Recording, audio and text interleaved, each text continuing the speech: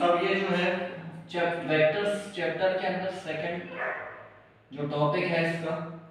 Vectors और three dimensional space है। पहले तो हमने 2D के अंदर पढ़ा था ना, 2D के अंदर मतलब ये एक्स एक्सिस है और ये वाई एक्सिस है, यहाँ पर जो यूनिट वेक्टर होता है आई होता है, यहाँ यूनिट वेक्टर क्या होता है जी होता है। अब थ्री डायमेंशन के अंदर देख रहे हैं, थ्री डायमेंशन के अंदर क्या एक्स वाई और जेड प्लेन क्या था एक्सिस है, मतलब जैसे हम इसमें देखें तो क्या है कि एक्स एक्सिस है, ये वाई एक्सिस है और ये जेड एक्सिस है। अच्छा यहाँ पर देखते हैं तो ये एक्स एक्सिस है तो इसके जो लेफ्ट पे होगा नेगेटिव का होगा, इसके डाउन में जो होगा वो क्या होगा नेगेटिव का वाई एक्सिस होगा। तो यहाँ पर इस तरीके से होगा कि ये जो है ये इसका इस तरीके से देखेंगे कि ये जो ये है ये z एक्सिस क्या है इस तरीके से 90 डिग्री पर है और जो ये वाली लाइन है ये क्या है इसके बैक साइड पर है, ठीक है। अब जैसे x एक्सिस ये है तो इसका x एक्सिस का नेगेटिव x एक्सिस कहां होगा ये होगा और y का नेगेटिव कहां होगा ये होगा, ठीक है। अब इसमें अगर यूनिट ये आपके पास थ्री डायमेंशनल स्पेस के अकॉर्डिंग जो हम एक्सिस बनाते हैं। फिर इसमें तीन तरह के तीन प्लेन्स होते हैं। तीन प्लेन क्या होते हैं, एक xy प्लेन होता है, yz प्लेन होता है और xz प्लेन होता है। पहले हम देख रहे थे प्लेन क्या है। प्लेन जैसे बेसिकली हम x एक्सिस में देख ये जो कार्टेशियन प्लेन जिसको कहते हैं तो ये एक प्लेन है। ये प्लेन किस तरीके से मतलब ये प्लेन है जिसमें ये x एक्सिस और ये y एक्सिस है। इसी तरीके से अगर हम xy प्लेन देखते हैं, यहाँ पर xy प्लेन क्या होगा, xy प्लेन ये होगा, ये चीज आ जाएगी, ठीक है। तो हम इस तरीके से देखेंगे जो है मतलब ये प्लेन क्या होगा इस तरीके से होगा, ये प्लेन है इसमें ये x एक्सिस है, सॉरी ये x एक्सिस है इधर होगा लेफ्ट पे और अप डाउन क्या है ये y एक्सिस। अब अगर हम yz प्लेन देखें तो yz प्लेन किस तरीके से है, yz प्लेन किस तरीके से होगा कि आप जो है ये वाला पोर्शन देख रहे हो और कौन सा पोर्शन देख रहे हैं ये वाला, ठीक है, और इसके साइड अंदर साइड वाला। अब क्या होगा ये वाला प्लेन होगा, एक प्लेन क्या है ये प्लेन है, सही है, एक प्लेन ये है, एक प्लेन क्या होगा ये जिसमें क्या होगा y एक्सिस क्या होगा ऊपर और नीचे और z एक्सिस क्या होगा आउटसाइड और इनसाइड। फिर उसके बाद अगर हम देखें xz प्लेन किस तरीके से होगा, x ये है और z क्या है बाहर है, तो xz प्लेन इस तरीके से होगा, xz प्लेन इस तरीके से होगा। तो ये जो ये वाला है ये क्या है x एक्सिस है और ये वाला है इधर और इधर ये कौन सा है क्या था z एक्सिस होगा ना, y एक्सिस में z एक्सिस होगा ये। इसके बाद अगर हम देखें कि पोजीशन देखेंगे तो ये आपके पास थ्री डायमेंशन के अंदर पोजीशन किस तरीके से मेंशन करते हैं, मतलब जैसे हमने एक क्यूब बनाया और क्यूब के ऊपर ही एक्सिस को हमने ड्रॉ कर दिया। अब अगर देखें कि जैसे कि x एक्सिस है ये y एक्सिस है ये z एक्सिस है, अगर हम देखेंगे इस पॉइंट पर देखें क्या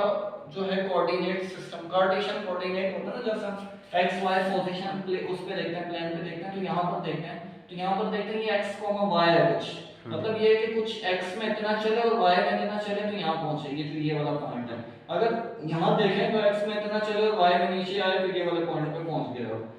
अब यहाँ पर देखें अगर तो यहाँ पर क्या है, यहाँ पर क्या है ये x एक्सिस पर ये पूरी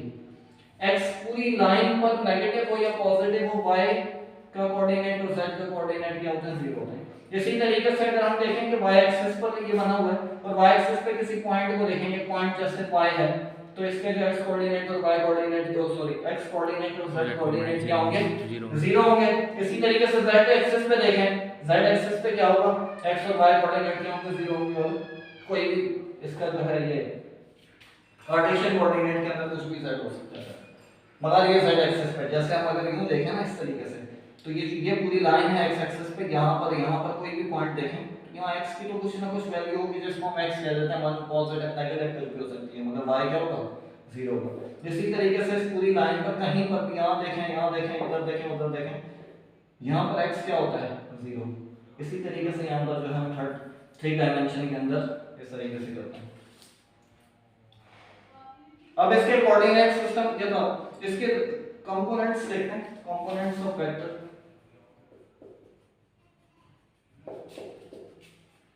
वेक्टर के कंपोनेंट्स देखते हैं, जैसे हमने एक्स वाई प्लेन पे सेकंड टू डायमेंशनल उस पे देखा था। इसमें अब जिस तरीके से होता है कि अगर आपके पास कोई वेक्टर है, फर्स्ट इस तरीके से मैं वेक्टर ड्रॉ करता हूँ, ये एक वेक्टर है ए वेक्टर जिसको नाम दे देते हैं, अच्छा ये वेक्टर किस तरीके से है, ये वेक्टर अगर इधर देखें तो ये वेक्टर इधर है इस तरह से, ये वेक्टर क्या इधर है। अच्छा इधर है तो इसका मतलब क्या ये x में भी है, y में भी और z में भी है। x y और z में किस तरीके से होगा ये x एक्सिस में किस तरीके, अच्छा y एक्सिस ये यहां पर है ना, तो यहां पर है क्या मतलब क्या है कि ये इतना y में चलेगा, यहां से लेके यहां तक कहां चलेगा y में चलेगा, ठीक है, यहां से लेके यहां तक y में चलेगा, फिर यहां से ऊपर जाएगा तो ये कौन से ऊपर जाने वाला कितना z में इतना चला, फिर उसके बाद यहां पर आना है तो यहां पर आने के लिए कौन सा है, यहां पर आने के लिए कौन सा है x एक्सिस है, मतलब देखो ना भाई इधर ये इस तरीके से है कि ये x एक्सिस कह देते हैं, ये y कह देते हैं, ये z कह देते हैं, एक वेक्टर इधर है ना, ये इधर से मुराद ये इस प्लेन पे नहीं है, ये इधर है। अब यहां पहुंचने के लिए, यहां पहुंचने के लिए इसको क्या करना पड़ेगा, इतना y में चलना पड़ेगा, इतना z में चलना पड़ेगा, फिर यहां पर भी तो आएगा 3 डायमेंशन होगा यहां पर, तो इतना किस में चलेगा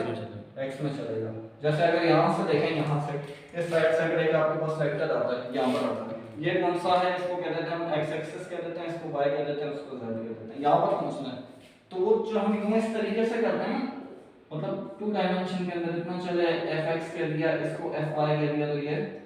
इसका जो ये क्या है जो कहते हैं पाइथागोरस थ्योरम के अकॉर्डिंग वो बन जाता है। मतलब यहाँ पर किस तरीके से होगा 3 डायमेंशन के अंदर, यहाँ पर एक वेक्टर आ रहा है, अब ये वेक्टर किस तरीके से कि आपने पहले क्या चल रहा है z एक्सिस में कितना चल रहा है, यहाँ तक पहुंचेंगे, फिर y एक्सिस में यहाँ तक चल रहा है, फिर x एक्सिस में कहाँ तक चलना होगा, ठीक है, क्योंकि ये देखिए ये क्या है y एक्सिस है, ये क्या है z एक्सिस है, और x एक्सिस क्या है ये, समझे, तो ये है सही। अच्छा इसके कोऑर्डिनेट, इसके फिर कंपोनेंट्स क्या होंगे, इसके कंपोनेंट्स मतलब जैसे a है तो इसको लिखने का तरीका क्या है कि axi plus ayj plus az k, ठीक है, ये यूनिट वेक्टर्स हैं, और फिर उसके साथ क्या था इसका जो x कंपोनेंट है ये कौन सा होगा y कंपोनेंट है, और ये कौन सा होगा z कंपोनेंट है, ठीक है, वेक्टर्स के मतलब उसको कंपोनेंट्स के अंदर ब्रेक कर देते हैं कि जैसे हम रेजोल्यूशन में वेक्टर करते हैं ना तो रिजॉल्व करते हैं, तो इसी तरीके से वेक्टर्स की कंपोनेंट्स होती है।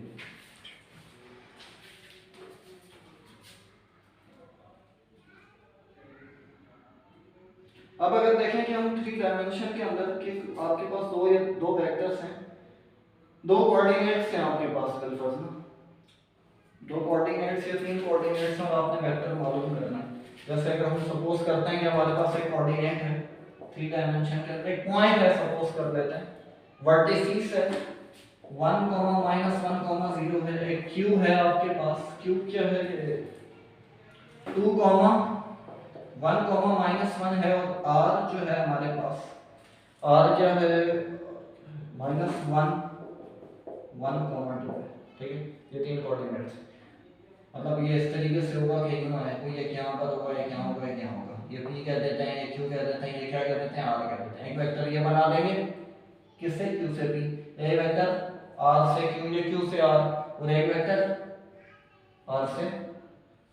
p, ठीक है, ये p r इस तरीके से। अच्छा अगर हम देखें कि हम इस तरीके से कोई वेक्टर ड्रॉ कर रहे हैं तो p q वेक्टर मालूम करना है अगर हमें, तो किस तरीके से करते हैं,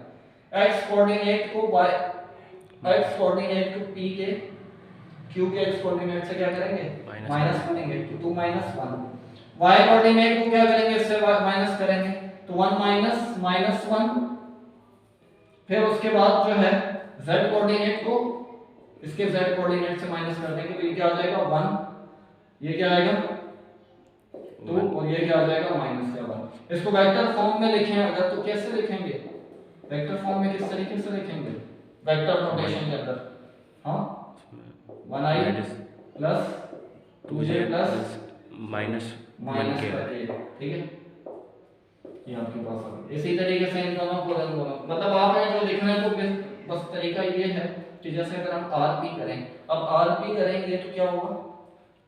r के कोऑर्डिनेट्स को p में से माइनस करना है, जैसे मैं करके दिखाता हूं बिल्कुल आपको, क्या होगा, जैसे हम pq कर रहे थे ना, pq क्या कर रहे थे कि q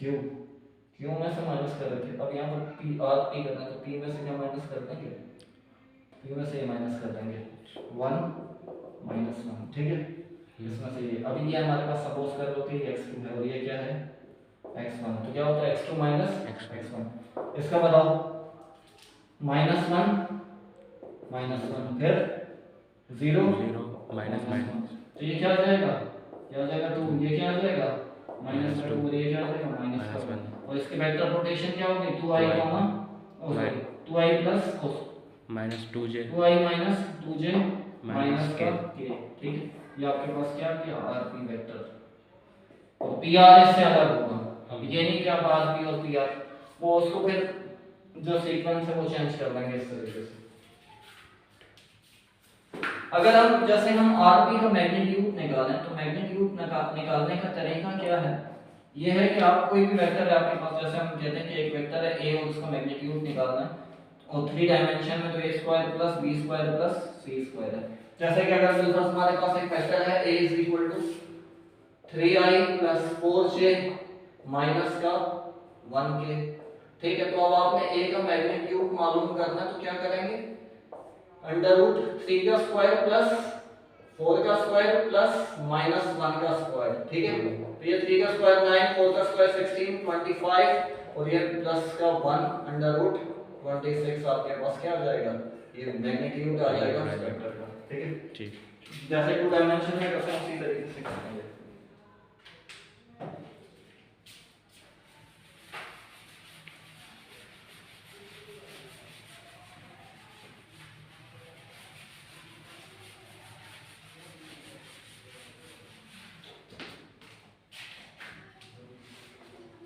कुछ पूछना जी, सही माइनस बाद वाले में से करेंगे। जैसे अगर पी क्यू लिखा हुआ है तो क्यू देखो आप इधर देखो, मेरे पास एक वेक्टर है a1, कुछ भी नाम दे दो, 2, 3, 4, 10 है, और a2 जो है आपके पास 10, 5, -1 है। अब आपने मालूम करना है a1 a2, ठीक है। तो भाई अब a1 a2 है, तो इसका मतलब इसके जो कोऑर्डिनेट्स होंगे 1 होंगे और इसके 2 होंगे, मतलब इसको कह दिया x1, इसको y1, इसको z1, इसको क्या क्या होगा z2, sorry x2 y2 z2, क्या होता है x2 minus x1, y2 minus y1, और z2 माइनस z1। अगर बिलफर्ज हम क्या कर रहे हैं a2 a1 कर रहे हैं, फिर ये क्या हो जाएंगे, ये 1 हो जाएंगे, सही है, और ये क्या हो जाएंगे 2 हो जाएंगे, ठीक है। इस तरीके से कर लो, क्या समझ आ गया ना। अच्छा, अगर अब हम 3 डायमेंशन में देखें कि इक्वल वेक्टर्स कब होते हैं, 3 डायमेंशन में दो वेक्टर्स कब इक्वल होंगे। एक वेक्टर जैसे हमने सपोज किया कि u है, और उसको हमने कहा कि ai plus bj plus ck, ठीक है। और एक वेक्टर है v, इसको हमने नाम दिया xy प्लस yj प्लस, ये j से मुराद ये है कि यूनिट वेक्टर को शो कर रहा है, और क्या कहते हैं z के। अब ये दो वेक्टर्स कब बराबर होंगे, 3 डायमेंशन की बात हो रही है, जो उस वक्त बराबर होंगे if and only if a बराबर किसके हो x के, b बराबर किसके हो y के, c बराबर किसके हो z के। मतलब इनके जो कोएफिशिएंट हैं ये क्या होने चाहिए, आपस में बराबर होने चाहिए, साइन भी और इनका मैग्नीट्यूड भी, तो आपस में वो दो वेक्टर्स क्या हो जाएंगे, बराबर हो जाएंगे। नेगेटिव वेक्टर क्या होता है, नेगेटिव वेक्टर के अंदर डायरेक्शन अपोजिट हो जाती है, मतलब -180 पर क्या कर जाएगा, रोटेट कर जाएगा, उसके 3 जो कंपोनेंट्स हैं तीनों को वो कर जाएगा। मतलब जैसे अगर हम देखें ना कि एक वेक्टर है axy plus ayj plus azk, और आपने क्या करना है कि a माइनस का मालूम करना है, तो क्या होगा कि ये क्या होगा माइनस का axy प्लस सॉरी माइनस का ayj माइनस का azk। मतलब इसका ये है कि x अगर जैसे दूं है ना इस तरीके से, यहाँ वेक्टर है, अब x एक्सिस में यहाँ था तो x एक्सिस वाला कंपोनेंट इधर घूम जाएगा, y एक्सिस वाला यहाँ था तो कहाँ घूम जाएगा, नीचे की जाने, z एक्सिस वाला यहाँ था तो पीछे कहाँ घूमेगा, इनसाइड, ठीक है। तो इस तरीके से ये नेगेटिव वेक्टर को शो करते हैं। यूनिट वेक्टर क्या होगा, यूनिट वेक्टर क्या होता है पहले तो आप बताएं, यूनिट वेक्टर क्या होता है, इसका मैग्नीट्यूड 1, मतलब एक वेक्टर है यूनिट वेक्टर, उसको पहले तो ये है यूनिट वेक्टर, उसका मैग्नीट्यूड 1। दूसरा क्या होता है डायरेक्शन इंडिकेटर भी कहते हैं इसको, क्योंकि डायरेक्शन बताता है ये, ठीक है। और उसके बाद जो है कि अगर मतलब यूनिट वेक्टर है, फिर उसको लिखने का तरीका क्या है कि यूनिट वेक्टर जो है इसके ऊपर क्या है, फिर ये यूनिट वेक्टर डिवाइडेड बाय उसका क्या मैग्नीट्यूड, किसी भी वेक्टर को उसके मैग्नीट्यूड से डिवाइड करना तो यूनिट वेक्टर आ जाएगा। मतलब ये इस तरीके से लिखें कि a1 sorry axi plus ayk plus azk divided by किससे होगा, under root a square plus b square plus c square. ऐसे ही होता है, यूं ही होता है ना, सबके इनिशियल लिख देता हूं मैं, a square plus b square plus c square, ये रूट में ही है सारा, और यहां पर भी क्या होगा, a square plus b square plus c square. तो ये इसका यूनिट वेक्टर आ जाएगा इस तरीके से मालूम करना। इसके बाद है नल वेक्टर। नल वेक्टर क्या होता है, जिसका मैग्नीट्यूड 0 हो, 3 डायमेंशन में इस तरीके से होगा, ये x एक्सिस, ये y एक्सिस, ये z एक्सिस को डिनोट कर रहा है। मतलब एक वेक्टर है, उसका x पार्ट, उसका y पार्ट, उसका z कंपोनेंट क्या होगा, 0 होगा। पोजीशन वेक्टर को अगर देखें,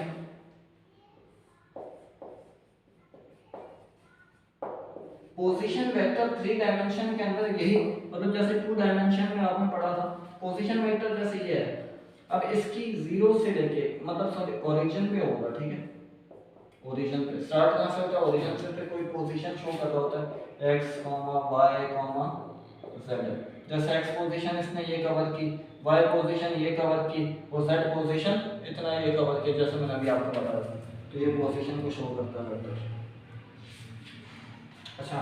अब इसमें इंपॉर्टेंट चीज है, इसमें एक इंपॉर्टेंट चीज है कि दो वेक्टर्स पैरेलल कब होते हैं, ये दो या दो से ज्यादा वेक्टर्स, मतलब अभी दो की बात कर रहे हैं कि जब वो एक दूसरे, एक वेक्टर है u है और एक वेक्टर है v है, तो ये पैरेलल कब होंगे। ये पैरेलल इस तरीके से भी लिखा जा सकता है कि u इज इक्वल टू कोई scalar number a times v। अब इसका मतलब क्या है, इसका मतलब ये है कि अगर मेरे पास u की वैल्यू होती 10 और a की वैल्यू होती 5, ठीक है, तो v की वैल्यू क्या आती, 5 टाइम्स 5 टाइम्स इंक्रीज हो जाती, इंक्रीज हो जाती। तो सॉरी v की वैल्यू, कि v की वैल्यू होती है, अगर v की वैल्यू क्या होती 10 होती और a की वैल्यू इतनी है, a जो कांस्टेंट है, तो क्या होगा u आ जाएगा। मतलब ये है कि सपोज देखें, ये हम लेते हैं v की वैल्यू हमारे पास 2 यूनिट है, ठीक है, यहाँ पे 2 यूनिट है। अब हम क्या करते हैं कि a कोई नंबर है, 3 है या 4 है या 5 है, तो ये इस इतने गुना क्या हो जाएगा, इतने गुना हो जाएगा, ये जो ये वेक्टर था इतने गुना हो जाएगा u। मगर होंगे क्या ये आपस में पैरेलल होंगे, पैरेलल का मतलब आपस में इनके दरमियान एंगल क्या होगा, 0।